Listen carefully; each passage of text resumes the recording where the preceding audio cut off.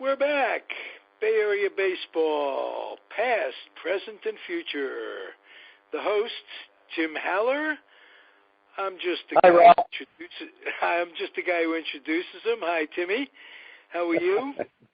I'm doing well, my friend. And yourself? Oh, could not be better. Weather notwithstanding, up in Northern California, it's rained for like 3 or 4 days. Not that we don't need the rain, but it's been cold and nasty after a nice warm spell where I thought it was going to be spring early, and it's not. It's pretty nasty, but nasty in Northern California is like 50 degrees, 59. I can't complain weather-wise about California. How's it down in Southern California? Absolutely gorgeous. I spent a couple of days over on the coast in Oceanside.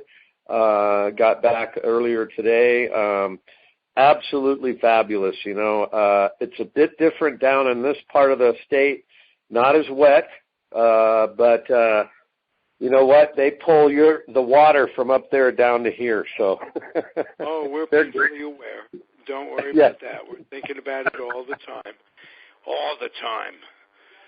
Actually, we've had a winter of rain for the first time in 4 years, where it's putting a dent in the drought, which is nice. And, it's green around here, and it's lush. Let's talk a little bit of Bay Area baseball, Timmy. We talked off the air. I have a hankering to talk about Willie, not Willie McCovey this time. I know how close you are with him. Tell me about Willie Mays. Tell me about your first time Giant Clubhouse. You're a kid. Remember, Tim, everybody who hasn't heard this before, Tim is the son of Tom Haller, former catcher with the Giants and Dodgers, and was a teammate of Willie's. And your early experiences in the dugout, Willie Mays, first time you met him. Oh, you know, it was the clubhouse at Candlestick. Right. You know, Willie, he was actually he wasn't really vocal. I mean, he spoke when necessary. He's one of those guys that, you know, did the majority of his talking between the lines. But he commanded an incredible amount of respect from everyone around him, because that's how special he was. I mean, we talked about McCovey and some of the other guys that Dad played with, et cetera, who were, you know, great in their own right. But now we're talking about Willie Mays, probably, at least in my estimation and my opinion, the greatest baseball player to ever live. I wasn't around to see Ruth, obviously, or even the splendid Splinter. Of course, I was, you know. Yeah. I saw Cap Anson. I remember Cap Anson's rookie year was really incredible to me. I knew he was fast, but wow. No, I did see Willie in his rookie year, believe it or not. I was 4.5 years old. But I'm more concerned, not on this show, with Willie in San Francisco. He got off to kind of a rocky start with the fans when they moved out here. What do you know about that? Well, you know, from my recollection, it was an adjustment, not just for the organization, for the team, but also for the players individually. Remember, Willie broke in 51, so he had already established himself in the National League. And, you know, this was a new experience for him, as well as his teammates. But, you know, when you're coming from the media, the mecca of, you know, of all things, New York, to San Francisco, these folks are expecting something. And I thought maybe that out of unfairness, they were expecting Willie Mays to walk out into center field on water. And it was an adjustment. It was an adjustment for the club, et cetera. It was an adjustment for Willie. roaming, center field at Seal Stadium, in front of a whole new group of fans, probably a little more forgiving than New York fans, but at the same time, expectations were probably not fair. And they expected, the second coming of Christ, I think, to pop out in center field there. Right. And I don't think that was a rookie. Yeah. And it was Go ahead. I'm good. I just was saying I didn't think it was that fair, but it's understandable that fans would, behave in such a manner. Right. The locker room had players' kids in it on a pretty regular basis. Am I right? So you got to... For the most part, yeah. I mean, I recall several, offspring running around the clubhouse, etc. But there were those... How was Willie with kids? Willie was incredible. With me, he embraced me from the moment I can remember. I would sit, especially with him, when he was in the training room. I was drawn to him. There was something very magnetic about him, his personality, the way he carried himself. And not to mention, when he had a shirt off, he looked like a god. I mean, he was chiseled. And he would sit on that training table, shirt off, getting iced down or sitting in the whirlpool. And I'd just go and sit. I'd pull up the stool, and I'd sit next to him, and I'd talk to him, and I'd listen to him talk to the other guys, to the trainer. And that's how I got to know Willie Mays. And because usually when he wasn't in that training room, there was somebody in his ear, and he wasn't as accessible. But I know that when he went into that training room, and me being a little tiger that I was, I would sneak right in there, sit down, and then I would begin to just, absorb, if you will. When you talk about a little tiger, your story last week about signing and talking to your dad and sitting in the living room and say, you can sit in, but I don't want to hear from you. Now, that was a great story. That was indicative of the tiger personality within you. And I wanted to ask you, your dad's a big guy. Your uncle's a big guy. When I say big, I mean big catchers, umpires and stuff. You're a little second baseman. What was your mother's athletic skills like? That you had to have inherited a lot of her genes, obviously, athletic genes. Did she have a history? Did she play sports or run track or anything? None whatsoever. No athletic ability at all. I do recall one time when we were living in Los Angeles, she took me to the park just around the corner from our house, and she wanted to throw batting, or I asked her if she could throw batting practice to me. I was probably 7, 8 years old, and I knew then that she just wasn't up to the task. At 7, you thought Mom had no athletic ability whatsoever, and that's okay. She was small in frame, 5 foot, 5'1", 105 pounds. There was nothing athletic about her, but she was beautiful and she was graceful. But I think that might have been part of the genetics as to, I ended up at 6 foot. When I played, I weighed about 200, 205 pounds, so I wasn't a small guy. I wasn't that little. When I was a late bloomer, so, even through high school, I was still about 5'8", 5'9", 160 pounds, maybe. I didn't start to mature until after high school. I didn't really start to grow or fill in until I was a bit older. But mother really didn't have. She was more involved in. I can't remember the author, but the one that wrote the etiquette book. Mom was much more concerned with the etiquette Manners, book. Susie Manners or something like that. How do I set the table properly? Am I wearing a Windsor knot with my tie? She was more culturally diverse than Dad was. Well, okay. Well, that's interesting because your dad was well educated, Illinois, Midwest values, and what have you. What did you read as a kid? What were your baseball books that you read? Oh, I read a lot of those series of books that were put out. I still have some, actually. The series of books the one about Willie, the Great Hitters. I have it right here. I pulled it up. Great Hitters of the Major Leagues.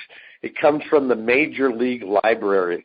There were some, I don't know how many books altogether, 15 or so, but just stories about the great World Series thrillers and secrets of big league play and great baseball pitchers. And this particular edition I have here is Great Hitters of the Major Leagues, and who isn't on the cover but the Say Hey Kid himself. Say Hey, what, do you have a year for that?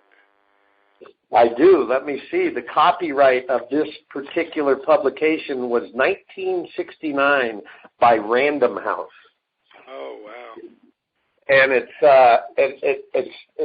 a bit worn. I know I've gone through it more than the average kid. This book was read cover to cover throughout my childhood. But we're talking about some of the most prolific offensive players in baseball history, starting out with Mr. Ty Cobb, and then Babe Ruth, Rogers Hornsby, Lou Gehrig, Hank Greenberg, Joe DiMaggio, Ted Williams, Stan Musial, Willie Mays, Mickey Mantle, and it concludes with the great Hammer and Hank Aaron. Oh, and that's the kind of stuff that I would read. I read that stuff, and I also was a big advocate and subscriber to the Baseball Digest. Oh, I love Baseball Digest. I love it. They changed the numbers, uniform numbers, bring up guys during the year, and print rosters, updated rosters. Spring. They had two editions that I loved: the Rookie Edition and the Spring Training Edition, with the rosters and numbers and averages. Oh yeah, I scoured that Spring Training Edition, that preseason issue. Right. That was with me. I slept with it along next to my old trusty Spalding glove. That and the Spring Training Edition of Baseball Digest. I mean, what more could a kid want? What need? Right, but that was preceded by the Rookie Edition, and there wasn't that much literature as there is today about the future, guys coming up through the minors and what have you. And this was terrific. They'd have each team broken down, maybe 12, 15 prospects coming up, and they actually rated them. A lot of books today, they don't rate the prospects. You'll see, it's hard to tell who they really care about or who they think is going to be a prospect. Back then, they had definite opinions, Baseball Digest, and wonderful stories. My Greatest Day in Baseball, for instance. It's a great book. You're right. Any other magazines that you waited for them to come out? That was, what I can recall, those were the ones, that was the thing for me. The publication for me was Baseball Digest. And then, of course, I always loved the piece that the club would put out, the media guide. Right. I scoured that thing, read it cover to cover. I knew the ads by heart as well, because I was living in that. I felt like I was a little microbe of that whole thing. And especially when the Giants media guide came out, man, I was into that thing like no one else. I enjoyed it. I loved it. I know for most people, except those that were in that line of work, I just ate it up. I just loved it. Yeah, it always has been for me that way. And to see your magazines and your pictures and your dreams literally come to life. You're sitting there and there's Willie and he's talking. It's like animated. It's not, it had to be a dream come true. What if you didn't go into ball? Did you have any other interests, scientific, anything? Were you interested in math or anything that, if you were going to be a ball player, what was it going to be? Well, here's what conversation that I recall like it was yesterday at our kitchen table in San Mateo. It was a spring evening. Dad was home. We were discussing the plausibilities of what I'm going to do after college, after high school. Am I going to go to college and play? Am I going to get drafted and sign? Right. Or I had a love of God, and I was being courted by the Episcopalian Church over in Berkeley by the bishop to consider going into the priesthood. And that throws a few people off, thank God. And according to Ralph, I didn't go that route. I will tell you exactly what happened at that kitchen table with Mother and Dad sitting there. The first presentation was, well, what if I get drafted and I want to sign? And Dad said, well, that's always a possibility. That's probably going to happen where you're going to get drafted. Little did I know that he was going to draft me and make me go to college. And the second was, well, I have several options of college. I was a decent student, high B average. I think I had a 3.7, pretty good grade point average, good student. And I was getting letters. I was getting letters from all West Coast schools, including some Big Ten schools, Illinois, Michigan, Minnesota, Washington State, Oregon State, some big, Division I schools, USC, UCLA, Arizona State. And then more locally was University of Santa Clara, University of San Francisco State, Sac State, Fresno State was very interested in me. New Mexico State University was another contender, and San Jose State. So, some of the local state universities as well.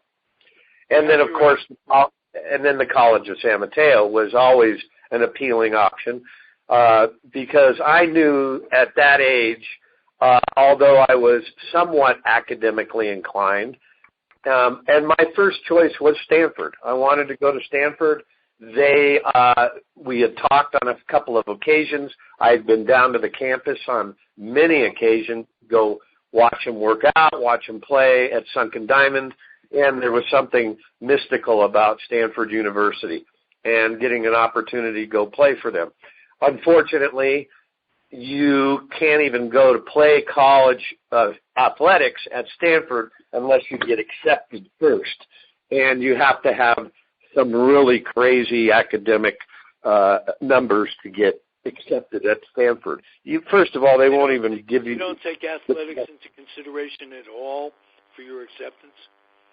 Right, not at all, because you have to be able to have, it's relatively highly competitive, to get into school there. There are a lot of applicants for open spaces for the college, for the university itself. But regardless, if you're going to play football or be on their diving team or you want to play baseball, you still have to have a 4.0, and you still have to score incredibly high on the SAT.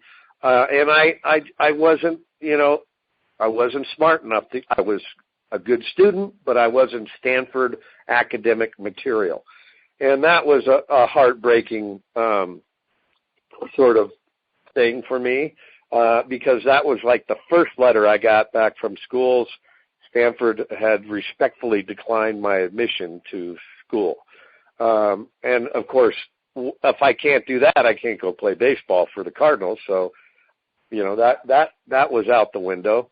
But I got accepted to several other schools, New Mexico State University, Fresno State, et cetera. But I felt that in my best interest, it was a good idea to go and play for John Noche up at CSM. And that worked out for you, for sure. Not a bad deal, I can't, in retrospect, I don't think I've ever played, and, I've had the great fortune to work with and be coached by some magnificent teachers and mentors throughout my life. But I would have to say that John Noche impacted me more than any other person I'm talking about some great teachers like Jim Lefevre and Dick Allen and Jim Fregosi, some guys that would just pour their heart out in teaching these young guys what they knew. John Noche, to me, epitomized the class of teacher and coach, and he was in the amateur ranks at a junior college.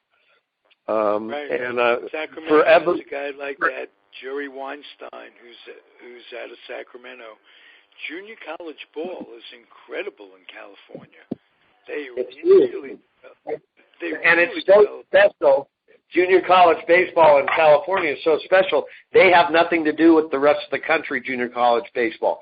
They only have a state championship in California. They do not play in the national junior college tournament. And my guess is if that were to happen, the California team would be very successful. I can well imagine this. Baseball is a game where it helps to be smart. College really helps. I know notice that athletic ability wasn't everything. You had people that just didn't have it.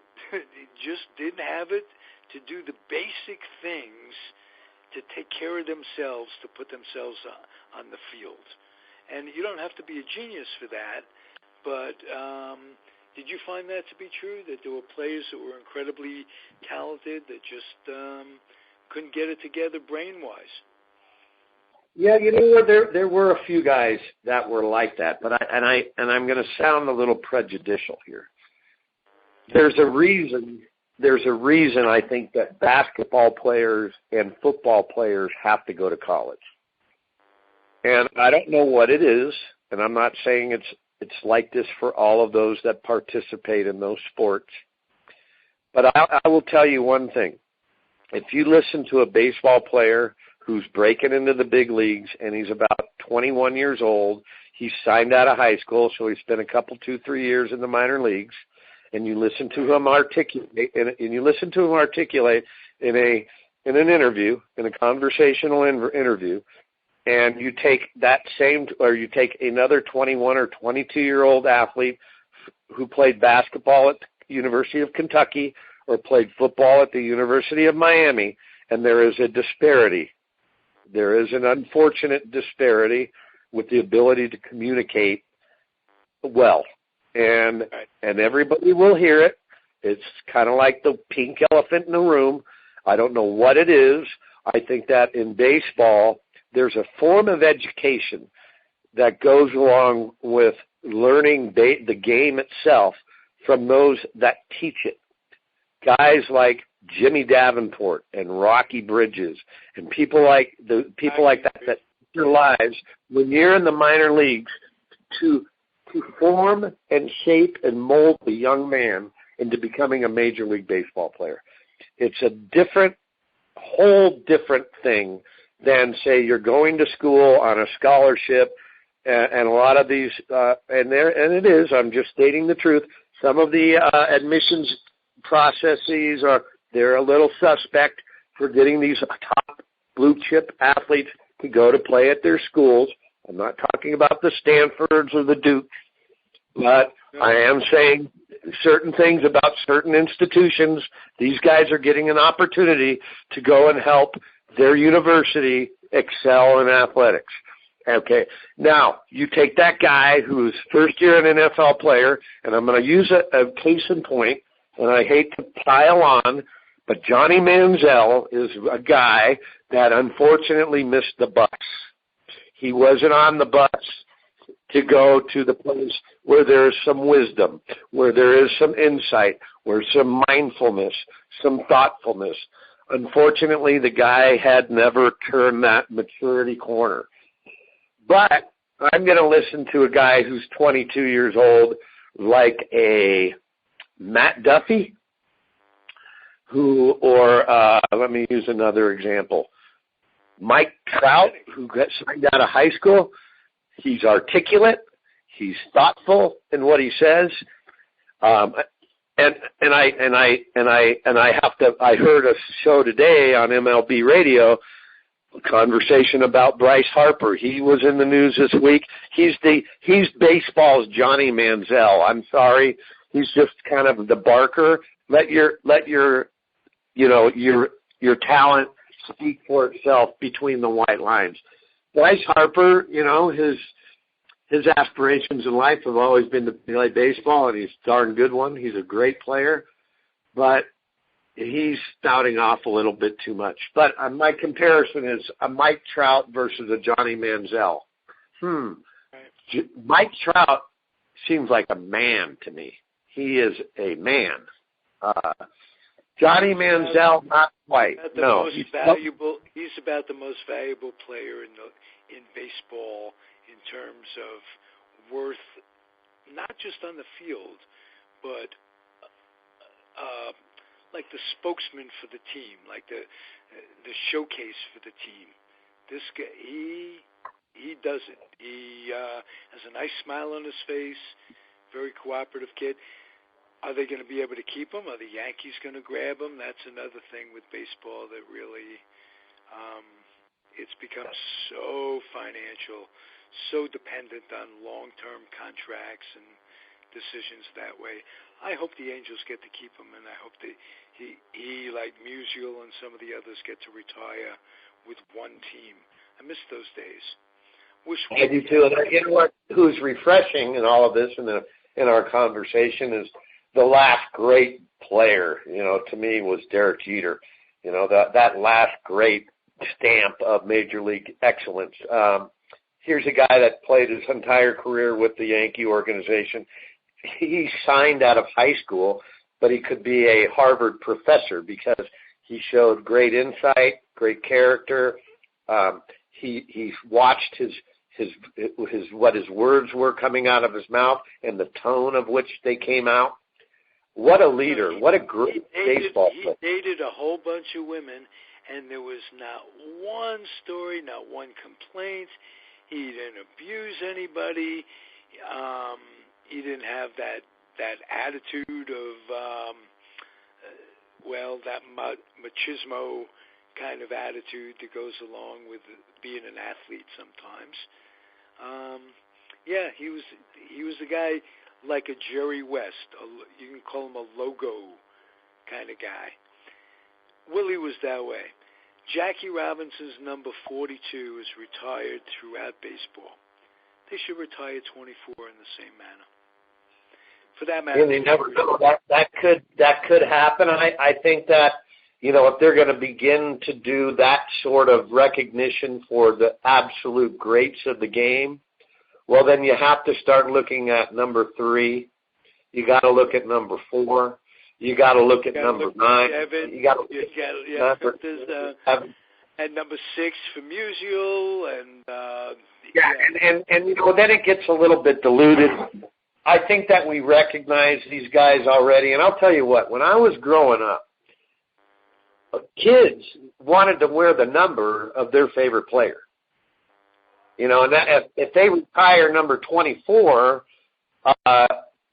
nobody's going to remember who number 24 was because it's been retired now. If you ask a 12-year-old today who was number 42, unless their father or their family was able to tell them that, they're not going to have a clue on who number 42 was, and they're going to need to know why they retired in the whole baseball. They retired number 42. Yeah, you know. that is really sad, and one of the reasons that baseball isn't being passed down as much as it used to is that there are very few people out there with your kind of passion, very few people in the media with your kind of love and compassion for the game.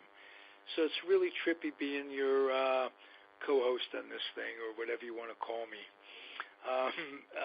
I think it's terrific, and I want you to tell one more Willie story before we get off the air. Anything that comes to mind? Absolutely. 1973, he was playing for the Mets. I believe it was his last season. You'll correct me if I'm wrong on that. And no, it was. I'm the Mets guy. Yeah, but it was. And Dad said it was a Sunday. The Mets were in for a weekend series. It was a Sunday game.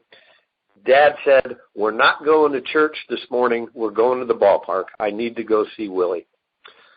We drove up to Candlestick. It was early in the morning, about 9 a.m., and we walked directly into the visitors' dugout or clubhouse, and we went straight into the training room.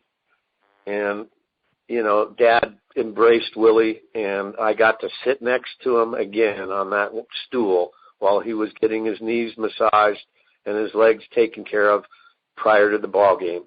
And to sit there, and these words came out of his mouth, and I'll never forget them. "Timmy, this is going to be my last year, but just know one thing.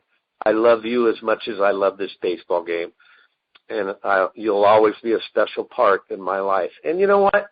That meant a lot to me. That's something I'll always remember. Yeah, you would think. Whoa, Tim. And I still get goosebumps. Last year when I was up at AT&T, you know, on occasion he'll be zooming around in the tunnel between his final destination spot to watch the game and the clubhouse, and he and I will either we'll see each other in his golf cart or inside Mike Murphy's office inside the clubhouse. But the last experience I had with him, and you know, I'll never try to forget it. It'll always be at the forefront of my memories. Is that Willie, you know, is getting a little bit long in life, and his hearing is faded. His eyesight is pretty much gone. And he does have an accompaniment. He has somebody who assists him and gets him around, and et cetera. And, of course, anybody that's around him is always going to keep an eye out for him. But they stopped the cart. I said, "Willie, you got to stop." And he couldn't see me. He goes, "Who's that?" And I said, "It's Timmy. It's Timmy Haller." And I just told him, "I love you." Oh, Timmy. Wonderful. We're going to end it on that. You're blessed out there to have to listen to this, not to have to get to listen to Tim Haller. It is Bay Area baseball. I'm tearing up here, Timmy. Okay, we're off. Good. Life is good. We've been blessed, Ralph. We've got to see. Absolutely. The greatest ball players. Yeah. Yeah, we made it to the age we are. We have memories. Timmy, I don't know if we ever spoke about this specifically. My grandfather took me to the Polo Grounds. I'm 4.5 years old in 1951. I saw the Giants before May 23rd when they brought up Willie. Saw how they were configured with Bobby Thompson in center field and what have you. And I saw them after that same year. He took me back after they called up Willie and how it changed things. And I have memories of Willie covering Don Mueller's ground in right field. He covered Monty Irvin's ground in left field, but we'd sit in the right field grandstands, and I just have vivid memories of the love, the expressions on his face. He loved the game. He just bubbled out there, and you got to see it up close. You're blessed, Timmy. We'll be back next week, same time, same place. We got Latchkey. Was that his nickname? No, we call him the tree. The tree. He was long and limber, long and branch-like. Beautiful. We'll get to talk a little Giants fantasy ball and really try to break it down a little bit more as to what's coming up this year, spring training, this, that, and the other thing. I don't mind if we just talk like this every time we have a show. It's incredibly invigorating for me. I love your company, Timmy. We'll talk next week. I love you all. Be well, everyone. Bye-bye. Yeah, over and out.